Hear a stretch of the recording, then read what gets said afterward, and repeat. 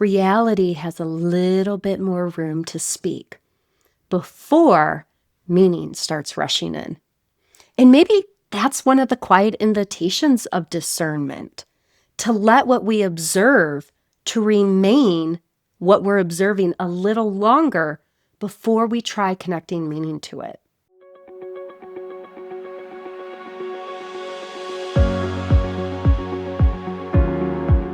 Welcome to Reweaving Systems from Nervous to Regulated. I'm Miss Jana, educator, system weaver, and your fellow traveler in how humans make sense of the world.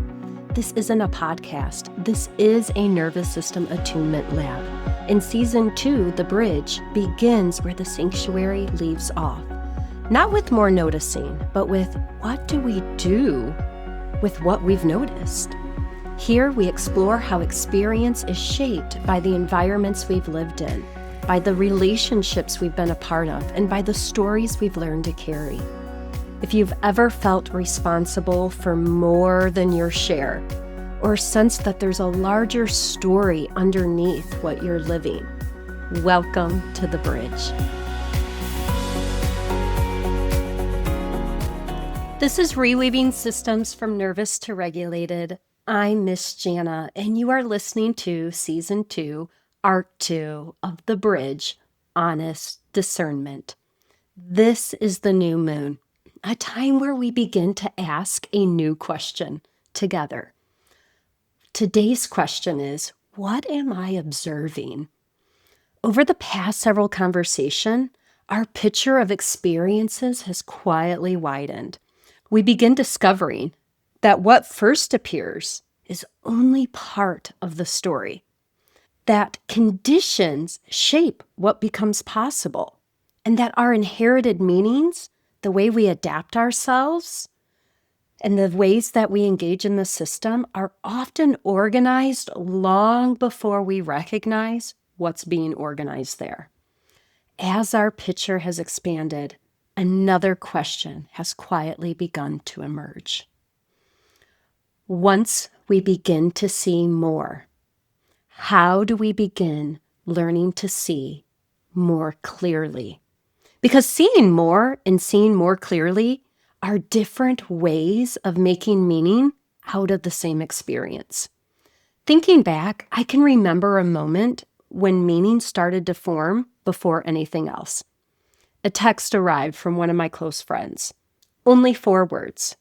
We need to talk. Immediately, our recent conversations began playing in my mind. Did I miss something? Did I say something to upset her?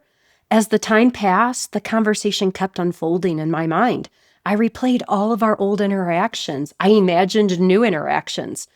The conversation hadn't actually happened, yet somehow the experience was already arriving. Finally, after a few days, we were able to connect. She shared that she had been navigating a difficult decision, and she wanted a place to think out loud, to wonder out loud, to come up with some ideas out loud with someone she trusted. And by the time we had talked, I realized that her and I had already had 2 conversations. The conversation we had together, and then the conversation I had in my mind. That event stayed with me. I began wondering, where had the rest of the conversation come from? Because all that arrived was 4 words. We need to talk. Yet, from those 4 words, an entire conversation had formed. The more I returned to that moment, the more it became familiar. Not because this happened with just my friend, but because of how ordinary of an experience this was. When only part of the picture becomes visible, the rest often begins to fill itself with whatever possibilities we can imagine. Even though those 4 words didn't actually connect to this experience I created in my mind, that single moment grew into something so much larger.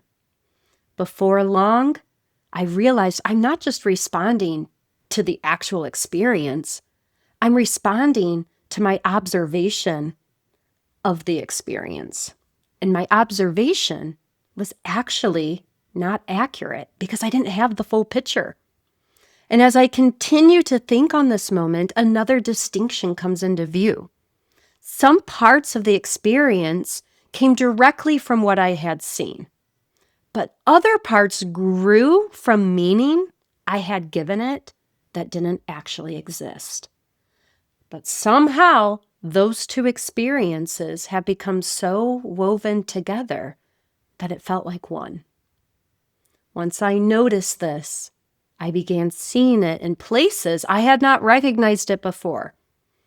Places like this: a child's eating dinner and they push their plate away. The observation: they're not eating. The story: they're being difficult. A coworker walks past without saying hello. The observation: they just kept walking. The story: they're ignoring me. They must be upset with me. Someone sighs during a conversation. The observation: a person sighs. The story: they must be upset, and probably upset at me. So often we think, I must have done something wrong. I must have missed something. But often that's not what's happening at all. What's happening is that we are creating meaning almost automatically. And that matters because as more visibility comes into the picture, we begin to see more clearly.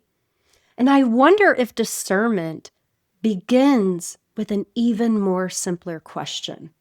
What have I actually observed?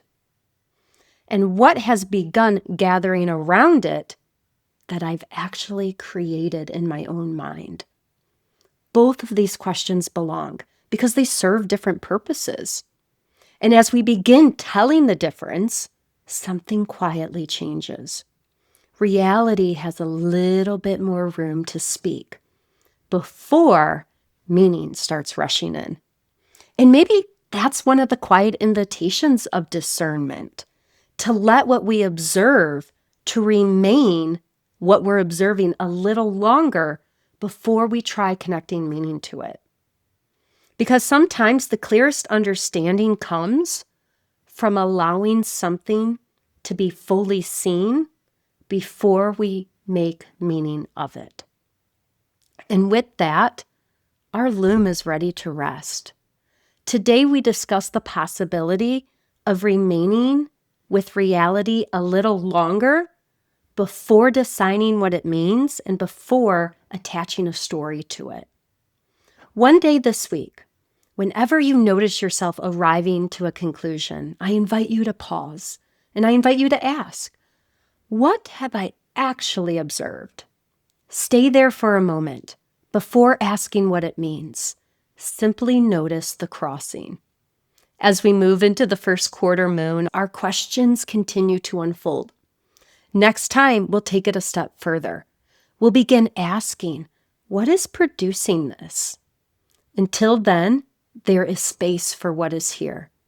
Even if it's not clear, even if it doesn't resolve, we leave the thread unpulled until we continue next time.